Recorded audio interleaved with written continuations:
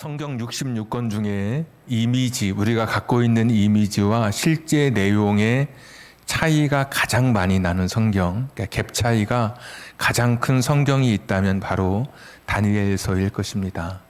다니엘서는 바벨론 포로로 끌려간 다니엘과 다니엘의 세 명의 친구의 이야기로 시작하죠.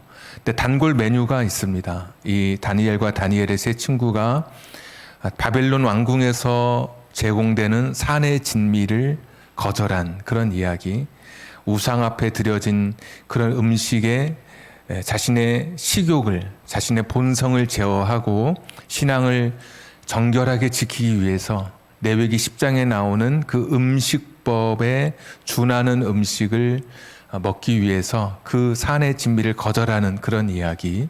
또 두 번째 단골 메뉴가 세 명의 친구가 풀무불에 들어가는 그런 위기 앞에서도 신앙에 굴하지 않고 풀무불 속에서 살아난 정말 멋진 그런 이야기. 세 번째 단골 메뉴는 다니엘이 사자굴에 들어가는 그런 이야기. 사자굴에 들어갈 것을 알면서도 성경에 보면 조서에 어인이 찍힌 것을 알고도 하던 대로 예루살렘 창을 열린 창을 향해서 예루살렘을 향해 하루에 3번씩 기도했던 그런 용감한 이야기. 이런 이야기들로 우리가 다니엘서를 읽게 됩니다.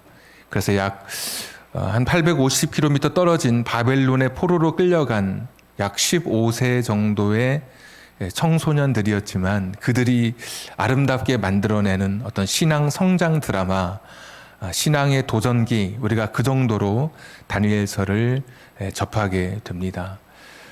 그런데 이제 12장까지 있는데 7장부터 12장까지 만약에 주의 깊게 읽어본 분이 계시다면 1장부터 6장에 나오는 그 멋진 한 세계의 그런 스토리와는 전혀 다른 이야기가 펼쳐진다는 것을 아마 알게 될 겁니다. 다니엘서는 제가 느끼기로는 구약 성경에서 가장 어려운 책이다. 구약 성경에 요한계시록이 있다면 바로 그것이 다니엘서입니다. 다니엘서에는 모두 6개의 꿈 또는 환상이 다니엘서에 등장하고 있습니다. 고대 사회의 꿈이나 환상은 미래 사회의 미래에 일어날 사건의 그림자로 여겨지던 그런 시대에 하나님께서는 왕들이 꾼 꿈이나 환상 3가지, 다니엘이 본 3가지 환상이 6개의 꿈과 환상을 통해 하나님께서 미래를 보여주시고 하나님의 뜻을 보여주시는 책이 바로 다니엘서입니다. 그 다니엘서의 주제는 이 6개의 꿈과 환상을 통해 패배했던 이스라엘, 패전국 이스라엘의 신이었던 하나님이 온 우주와 온 세상의 역사와 개인의 인생의 주관자가 되신다고 하는 것. 하나님께서 역사를 다스려 가시는 이 역사의 주인이라고 하시는 것을 보여주고 있는 책이 다니엘서입니다. 그래서 핍박받고 어려움 속에 있는 성도들은 다니엘서를 읽으면서 늘 용기를 얻고 신앙에 다시 한번 도전을 매김하는 그런 책이 바로 다니엘서입니다. 우리가 알고 있는 그냥 표면적으로 느껴지는 책의 이야기보다는 훨씬 더 깊고 심오한 하나님의 주권, 하나님의 승리, 악의 세력, 또 세상 제국의 준동에도 불구하고 세상 제국을 압도하는 하나님 나라의 이야기, 유한한 인간, 신이라고 불렸던 유한한 세상의 왕, 황제라고 불렸던 그런 사람을 넘어서는 영원하신 하나님의 승리에 대한 이야기가 사실 다니엘서의 이야기입니다. 이것을 알았기 때문에 다니엘과 다니엘의 세 친구도 유한한 인간의 목숨을 버리는 대신에 영원하신 하나님을 선택하기에 풀무불에 들어갈 수 있었고 사자굴에 들어갈 수 있었던 것이죠. 다니엘서는 우리로 하여금 이 험난한 세상, 세상의 사조 속에서도 우리의 신앙을 지켜갈 수 있는 그런 원동력, 그런 용기를 주는 책이 다니엘서라고 말할 수 있습니다. 오늘 본문도 사실은 그런 이야기죠. 느부갓네살 왕이 이제 꿈을 꾸게 됩니다. 6개의 환상 중에 이제 2번째 이야기, 2번째 꿈이 되는데 꿈을 꾸는데 하늘까지 닿은 나무의 꿈을 꾸게 됩니다. 다니엘이 해석을 합니다. 22절 왕이여 이 나무는 곧 왕이시라. 하늘까지 닿은 나무가 느부갓네살 왕이라고 이야기합니다. 자, 23절 왕이 보신즉 한 순찰자 한 거룩한 자가 하늘에서 내려와서 이르기를 그 나무를 베어 없애라. 이게 왕이 꾼 꿈인데 다니엘이 그 꿈을 이야기하면서 해석해 주는 것이죠. 하늘까지 닿은 나무가 왕인데 하늘에서 거룩한 자, 순찰자, 돌아다니는 사람이죠. 순찰하는 사람, 감독하는 사람, 뭔가 책임을 맡은 사람, 뭔가 권한이 있는 사람이 내려와서 이 나무를 베어버리라 라고 하는 것입니다. 하나님일 수도 있고 아니면 하나님의 명령을 받은 천사일 수도 있겠죠. 자, 결국 이 나무가 베어지게 됩니다. 자, 25절 왕이 사람에게서 쫓겨나서 들짐승과 함께 살며 소처럼 풀을 먹으며 하늘 이슬에 젖을 것이요 이와 같이 7대를 지낼 것이라. 나무가 베어지는 것처럼 왕이 지금 있는 바벨론 제국의 권좌에서 내려오게 될 겁니다. 근데 7년 동안 7대니까 7년 동안 정신질환을 앓게 될 건데 여기 보니까 짐승과 함께 먹고 살고 하늘 이슬에 젖고 풍찬노숙하는 거죠. 그냥 하늘을 입을 삼고 그래서 그냥 들판에서 지내는 정신질환 중에 수화광이라고 자기를 짐승이라고 생각하는 그런 정신질환입니다. 그래서 네 발로 걷고 동물들이 먹는 음식을 자기가 취하고 그리고 따뜻한 이불이 아니라 그냥 이슬 젖은 곳에서 잠을 자는 왕의 역할을 할 수 없는 왕으로 살아갈 수 없는 7년의 세월을 느부갓네살 왕 당신이 지금 지나게 될 것입니다. 자, 이유가 무엇이냐? 25절 보니까 좀 더 뒤에 그때에 지극히 높으신 이가 하나님이죠. 하나님께서 사람의 나라를 다스리시며 자기의 뜻대로 하나님의 뜻대로 그것을 누구에게든지 주시는 줄을 아시리이다. 다 인간의 힘으로 나라를 세우고 나의 능력과 나의 계획으로 제국을 세워가는 줄 알았는데 인간 역사 또 사람의 그런 개인의 역사까지도 그러니까 흥망성쇠를 주관하시는 분이 누구시냐?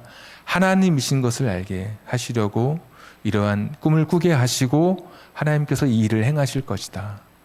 하늘을 찌를 듯한 그 기세가 드높았던 바벨론 제국, 밟는 곳마다 정복하고 밟는 곳마다 자신의 속국으로 만들었던 이 바벨론 제국의 그 운명도 하나님께 달려 있는 것이지 인간의 힘, 인간이 가진 그의 권세는 한없이 작은 것이다.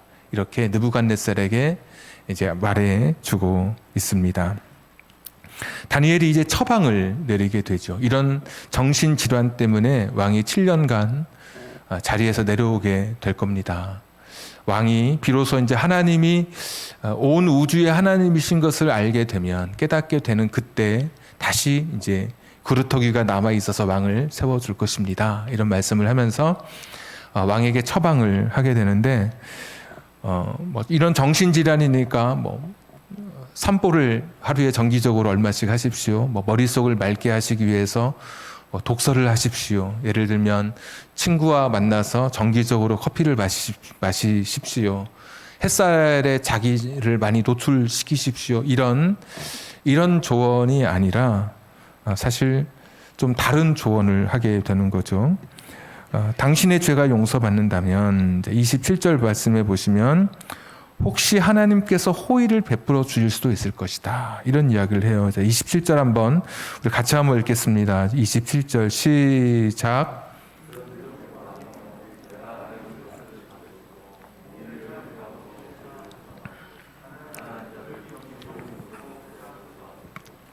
그리하시면 왕의 평안함이 혹시 장구하리이다 하니라. 아멘.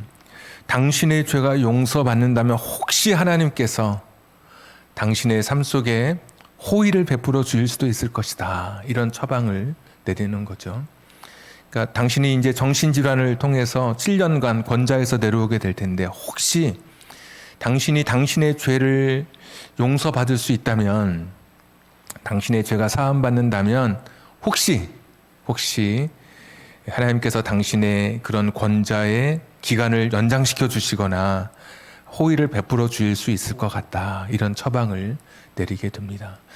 그런데 죄를 사함받는 이 방법이 굉장히 낯설죠. 죄를 사함받는 거. 우리가 우리의 죄를 어떻게 용서받습니까? 그러면 주일학교 학생들도 고백하기를 예수 그리스도의 십자가를 통해서 용서받습니다. 신약 시대는 예수의 십자가의 피, 예수님께서 나의 죄를 다 대신해서 십자가에 달려 돌아가셨기 때문에 그 예수님의 대속의 피를 통해 예수님의 그 십자가를 믿음으로 우리의 죄가 용서받게 되죠. 이때는 구약 시대죠. 그러면 구약 시대에는 죄를 어떻게 용서받느냐? 성전에서 5대 제사를 드림으로, 아니면 신년 1일부터 10일까지 대속죄일의 기간을 지남으로 자신의 죄가 용서받던 그런 시대였습니다. 그러니까 다른 방법이 없어요. 이때는 구약 시대이기 때문에, 예수님의 십자가 이전이기 때문에 다니엘이 느부갓네살에게 당신의 죄를 용서받으려면 하나님 앞에 제사 드려야 됩니다. 레위기를 유대인들이 5살 때부터 배운다고 말씀드렸잖아요. 처음 접하는 책이 레위기란 말이죠. 내가 죄 지으면 하나님과 어떤 관계를 맺을까? 어떻게 내가 살아가면 될까? 이런 죄를 지으면 이렇게 가서 하나님 앞에 내 죄 용서받고, 내가 누구의 죄를 또 어떻게 잘못해서 지으면 어떤 죄는 또 용서받고, 이런 죄에 대한 이야기, 죄사함에 대한 레위기의 책을 가장 먼저 읽는 책이고 접하는 책인데도 불구하고 다니엘이 몰랐을 리가 없죠. 그런데 전혀 다른 낯선 이야기를 전해주고 있는 겁니다. 공의를 행함으로, 말이 어렵지만 선을 행함으로 착한 일을 하라는 것이죠. 그리고 가난한 자를 불쌍히 여김으로, 가난한 자에게 물질을 나눠줌으로.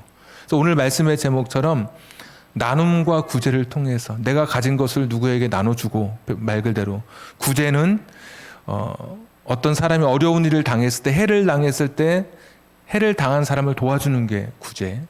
하여튼 이 나눔과 구제를 통해서 당신의 죄를 용서받으십시오라고 이야기하는 겁니다.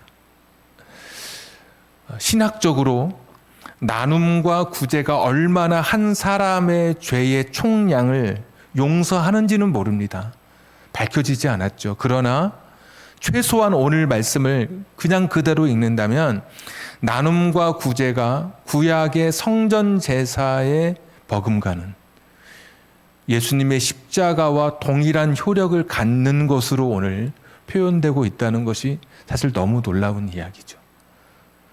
얼마나 이 나눔과 구제가 한 사람의 죄를 용서하는 그 기능이 얼마나 되는지, 얼마나 효율을 가지고 있는지, 어느 정도 나눔과 구제를 해야 그 사람의 죄가 용서받는지는 계산할 수 없죠, 우리가. 그러나 성경에도 그렇게 나와 있지도 않고, 그런데도 불구하고 오늘 분명한 것은 이 나눔과 구제가 흔히 우리가 생각할 때 좀 생활 어떤 양식을 가진 사람이, 좀 신사적 양식을 가진 사람이 누군가에게 베푸는 어떤 도덕적 선행의 차원을 넘어서서 사회적으로 어느 정도 좀 성취를 이룬 사람이 사회적 책무를 다하기 위해서 누군가에게 물질을 나누는 그 정도의 자선의 의미를 넘어서서 오늘 이 말씀은 죄 용서, 죄 사함으로 오늘 이 말씀이 표현되고 있다는 것입니다.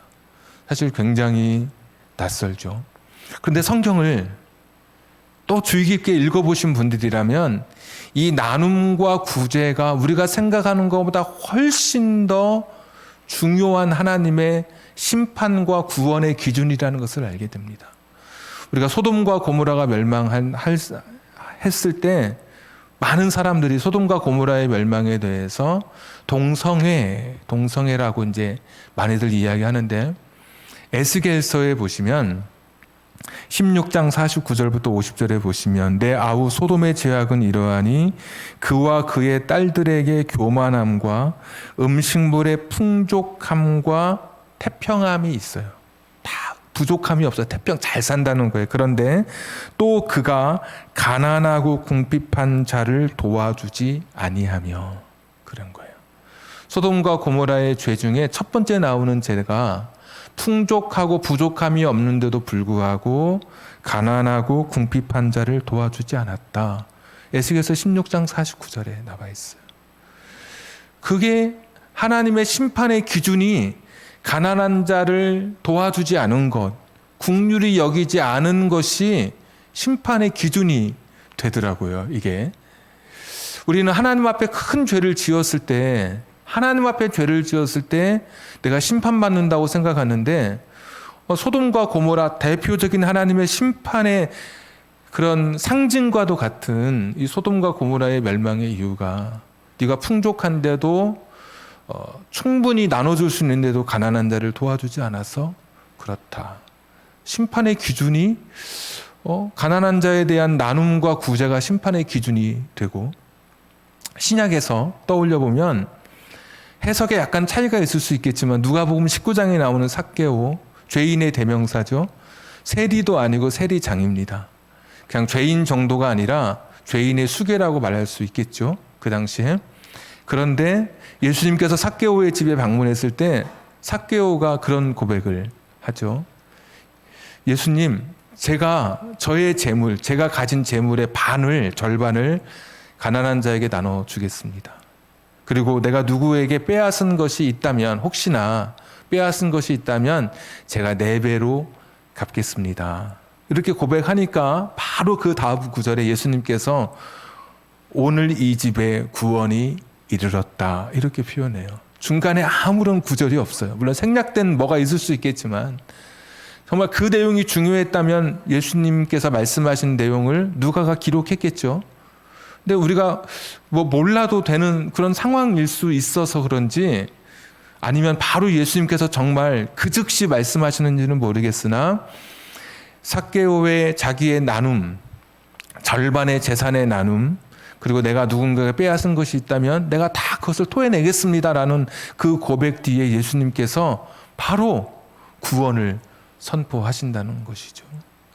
그러고 보면 이 나눔과 구제는 오늘 다니엘서 4장 27절에 나오는 죄를 용서받는, 죄를 사함받는 이 나눔과 구제는 우리가 훨씬 생각하는 것보다 더 큰 하나님의 심판과 구원의 기준이 될 수 있다라고 저는 말씀을 깨닫고 여러분과 함께 이 말씀을 나눕니다.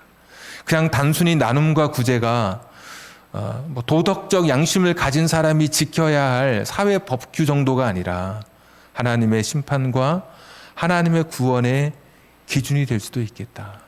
실제로 그렇습니다. 성경의 정신을 보면 하나님 사랑, 이웃 사랑으로 두 가지로 요약할 수 있잖아요. 하나님만 사랑하라고 하지 않으셨어요. 그 다음 두 번째 계명이 1번이 가장 높고 두 번째 계명이 그 다음 아래라는 계명이 아니라 병렬이에요. 병렬. 하나님 사랑과 이웃 사랑이 하나의 계명인 거예요.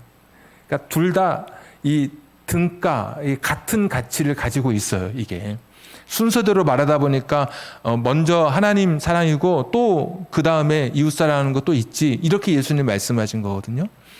그러니까 하나님 사랑, 이웃 사랑으로 구약의 정신이, 율법의 정신이, 하나님의 마음이 성경에 흐르고 있는 것이죠.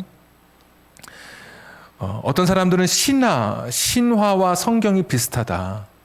무슨 바벨론의 길가메시 신화에 홍수가 나오고 창조의 이야기가 나와서 성경도 신화의 하나에 불과하다, 이렇게 말하는 분이 있는데 그분은 잘 모르셔서 그러는 것이죠. 신화는 신들의 이야기인데 항상 왕이나 영웅이 주인공입니다. 인간은 그 신화에서는 항상 신에게 복무하는 존재예요. 그런데 성경은 관심이 강자가 아니라 약자의 관심이 있어요. 그러니까 신화가 왕이나 영웅에 대한 이야기라면 성경의 이야기는 철저하게 약자, 가난한 자에 대한 이야기로 가득 차 있는 거예요.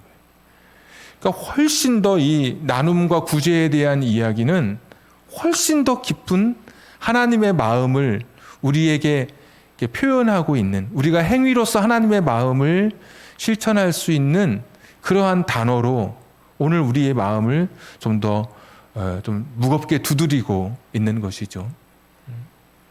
가난한 자를 불쌍히 여기는 것은 잠언서 19장 17절 여호와께 구워 드리는 것이니 그의 선행을 그에게 갚아 주시리라. 하나님은 가난한 자를 내가 불쌍히 여기면 그냥 가만히 있지 않을 거야 라고 말씀해 주시죠. 그러니까 성경 이렇게 쭉 보면 이 나눔과 구제가 훨씬 더 우리가 생각하는 것보다 훨씬 더 성경의 정신과 거기 맞닿아 있다. 성경 정신에 하나님 마음에 그런 표현이 오늘 우리식의 표현대로라면 나눔과 구제일 수 있다라는 말씀을 여러분과 함께 나누고 싶습니다. 예수님도 그렇게 말씀해 주셨죠. 산상수훈에서 긍휼히 여기는 자가 긍휼히 여김을 받을 것이다. 남을 불쌍히 여겨야 너도 하나님께 불쌍히 여김을 받는다. 이렇게 말씀해 주셔요. 제가 2부 예배 때 잠시 말씀을 드렸는데 이제 오해가 될까 봐 이게 말씀을 잘못 들으면 불교라고 하는 그런 종교에서도 보시 또는 공양 이런 표현을 많이 하죠. 그러니까 나를 위해서 누군가를 도우면 내가 그거에 대한 보응을 받는다는 거죠. 보恩을 받는다. 그래서 내가 절에다가 얼마 갖다 내죠. 왜? 내 자식 잘 되게 해달라고. 왜? 선을 행해서 내가 선을 행함으로 분명히 부처께서 나에게 그 선을 행한 것을 갚아주신다라는 그런 믿음을 가지고 불교에서도 한단 말이죠.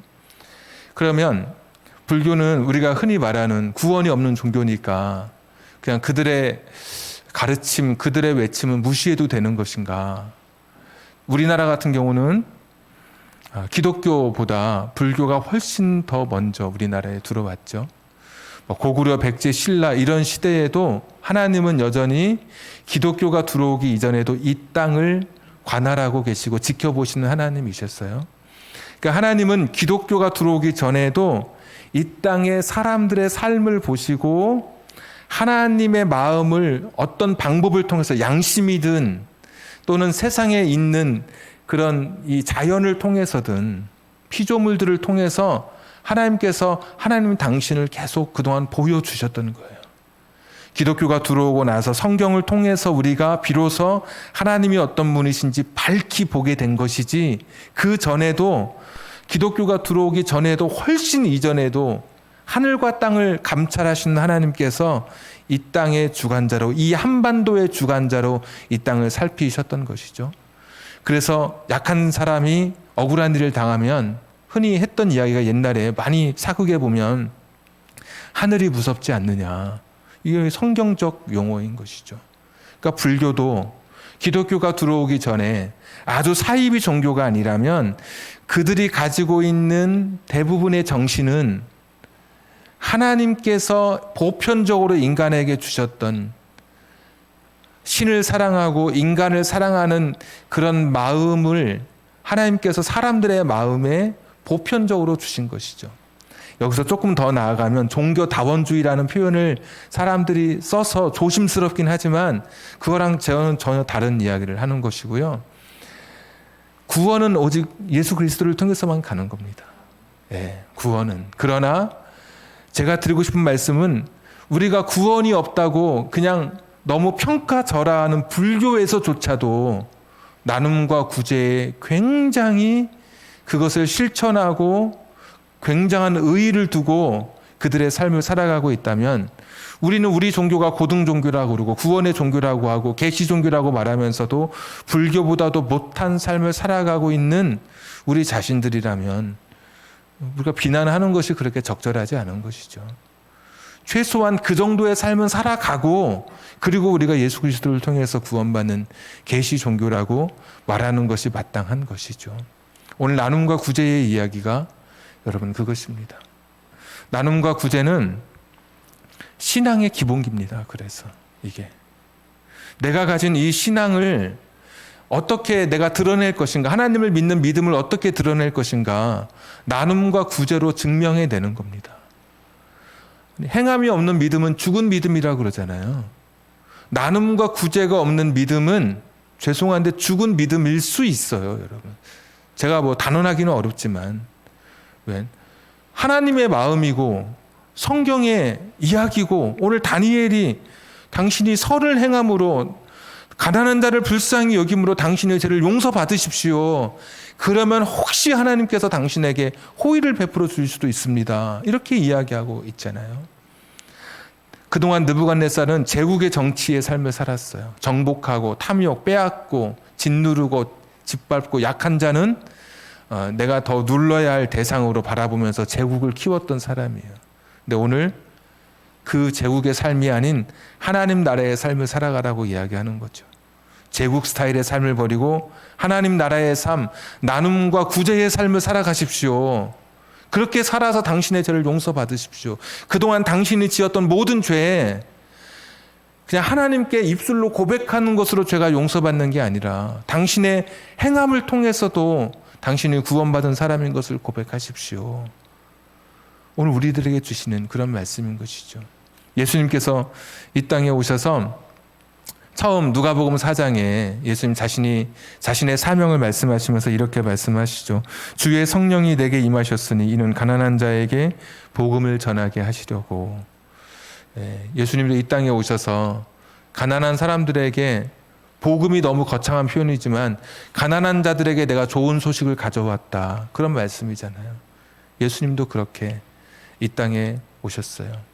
자, 결론입니다. 나눔과 구제는 이제껏 살아왔던 죄의 관성이라는 게 있잖아요. 나아가려는 방향으로 계속 나아가는 운동의 힘, 가는 방향으로 이 죄의 관성을 끊어내는 이것이 나눔과 구제라고 저는 생각합니다. 내가 가진 본성은 자꾸 탐욕을 키워요. 내가 가진 거 자꾸 가지려고 하고 올라서려고 하고 더 빼앗으려고 하는데 의도적인 나눔과 구제는 나의 죄성을 꺾어버리는 거예요. 의도적으로 내가 가진 것을 자꾸 비우는 사람은, 흘려보내는 사람은 나의 죄의 탐욕을 스스로 계속해서 잘라내는 신비한 도구가 나눔과 구제가 되는 것이죠. 나눔과 구제를 통해서 여러분의 죄성을 스스로 던져내 보십시오. 여러분의 탐욕의 크기를 줄여가고 죄의 관성으로부터 멈출 수 있는 브레이크가 나눔과 구제인 것이죠.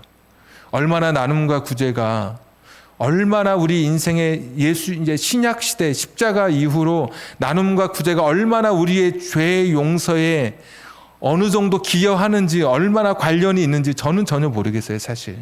그러나 구약 시대 하나님도 동일하신 하나님이시잖아요. 그 하나님은 나눔과 구제를 통해서 죄 용서 받을 수 있다고 말씀하시는 그런 분이세요. 십자가를 통해 죄 용서 받는 거 분명하지만 혹시 나눔과 구제를 통해서도 우리의 죄가 용서받는 길이 있다면 지금 이 시대에도 그래서 하나님의 호의를 받을 수 있다면 여러분 그렇게 살아가셔야죠. 그리고 이게 성경의 정신이니까. 실천적인 삶은 여러분이 결단하십시오. 제가 아는 분은 그런 분이 있어요. 삼선 짬뽕을 먹으려다가 그냥 짬뽕을 먹어요. 삼선 짬뽕이 조금 비싸죠. 그럼 그거 아껴서 그러니까 누군가를 돕는 그런 분이 계세요. 그냥 원래 있는 돈에서 따로 떼기는 힘드니까 오늘 내가 삼선 짬뽕을 먹을까 하다가 그냥 짬뽕을 오늘은 먹고 이걸 가지고 이거 1,000원 이거는 내가 누군가를 도와야 되겠다. 그래서 나의 나눔의 저금통에 그걸 넣는다든지 그런 식으로 자기만의 신령한 방법이 필요하죠. 나눔과 구제의 방법이. 커피에 뭘 더 넣으려다가 하나 빼고 그냥 먹으면서 300원, 500원을 자기 나눔의 어떤 저금통에 넣는다든지 그래서 한 달 되고 1년 되면 그것을 나눈다든지. 제가 아는 목사님 한 분은 성경은 아닙니다, 여러분. 성경은 자기 목회 어려움이 있거나 자기 가정에 어려움이 있으면 일부러 나눔과 구제를 한대요. 그런데 그러면 이상하게도 그 어려웠던 문제가 잘 해결되는 것을 자기는 많이 경험했다. 성경은 아닙니다, 여러분. 그분의 고백이에요. 그럴 수도 있죠, 여러분. 성경 보니까 가난한 자 불쌍히 여기면 갚아주신다고 하니까 행함으로 구원받고 행함으로 하나님의 선물을 쟁취하는 것은 분명 아니지만 늘 오해가 있을까 봐 오늘 설교가 굉장히 조심스러운데 정확하게 제가 말씀드린 진의만 파악해 주십시오. 격까지는 다 떨쳐내시고 나눔과 구제는 분명한 하나님의 뜻이고 나눔과 구제가 얼마나 우리의 죄사함에 기여하고 관련이 있는지는 신약시대 이후 잘 모르겠으나 그러나 나눔과 구제는 분명히 하나님 기뻐하시는 일이고 혹시 그것이 하나님의 호의를 입는 길이라면 더더욱 좋아서 우리의 인생에 어떤 어려운 문제도 내가 베푼 나의 선을 통해서 하나님 갚아주신다고 약속해 주셨으니까 우리 인생의 어려움을 헤쳐가는 또 통로가 되기도 하고 또 하나님 앞에 섰을 때 가난한 자에게 물도 먹이지 않고 찢어진 나에게 옷도 입히지 않고 헐벗은 나를 돌아보지 않은 내가 너를 고발한다. 제가 언제 그랬습니까, 예수님? 그 가난한 사람이 바로 나라고 마지막 심판대에서 말씀해 주시고 어떤 사람에게는 네가 나 목마를 때 물도 주고 배고플 때 밥도 주고 옷도 입혀주고 내가 정말 곤란할 때 네가 나를 돌아봤다. 예수님, 저는 그런 적이 없습니다. 제가 언제 그랬습니까? 가난한 사람, 힘없는 소자, 약한 사람에게 한 것은 다 내게 한 거다. 이런 믿음으로 나눔과 구제의 신앙의 기본기가 우리 가운데 또 한번 세워져 가기를 주님의 이름으로 축복합니다. 기도하겠습니다. 전능하신 하나님, 이 말씀 속에 혹시 오해되는 부분이 있다면 하나님께서 우리들 마음속에 하나님의 마음만이 전달될 수 있도록 인도해 주시옵소서. 나눔과 구제를 통해 죄 용서받으라고 했던 다니엘의 그 낯선 선언이 사실은 하나님의 마음이고 성경의 메시지인 것을 오늘 다시 한번 깨닫고 고백하며 나아갑니다. 예수님의 십자가로 죄 용서받는 것이 확실하고 당연한 것이지만 그러나 혹시 나눔과 구제를 통해서도 나의 세상적인 이 죄가 용서받을 수 있는 길이 있다면 그 길을 선택하며 나눔과 행함을 통해 믿음의 사람인 것을 드러내며 살아가게 해 주시옵소서. 세상도 하는 나눔과 구제를 우리가 따라가지도 못하면 세상으로부터 비난받을 수밖에 없음을 고백합니다. 말로만 크리스천이 아니라 실제 나의 지출의 규모를 줄여 조금 전략하여서 누군가에게 도울 수 있는 우리가 되게 해 주옵소서. 예수님의 이름으로 기도하옵나이다. 우리 찬송 같이 찬양하도록 하겠습니다. 452장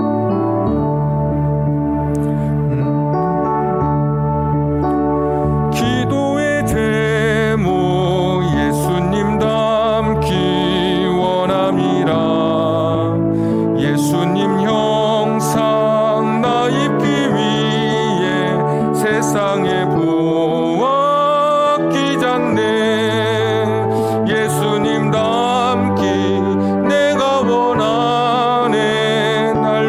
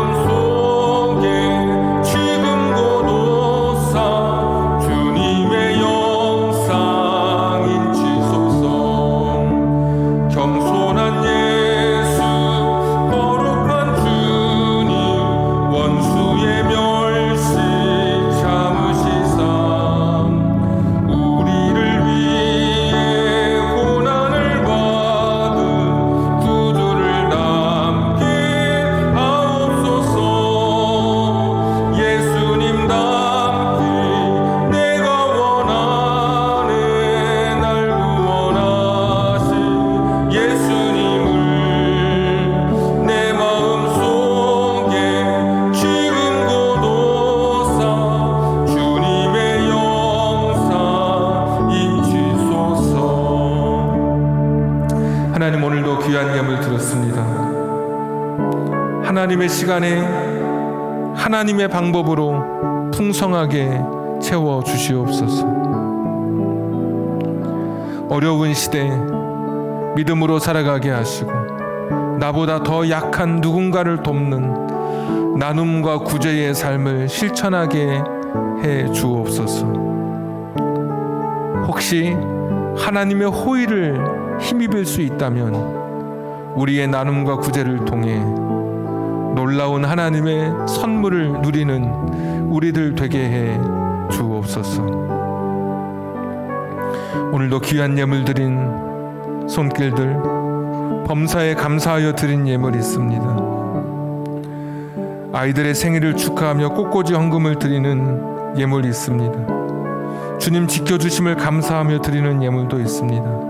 기쁘게 받아 주옵소서.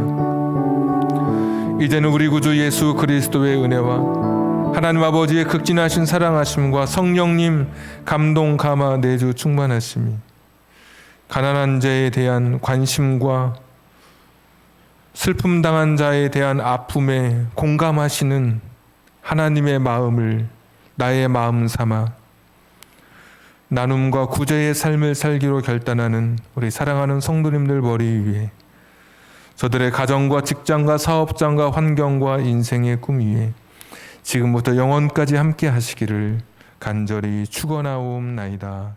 아멘.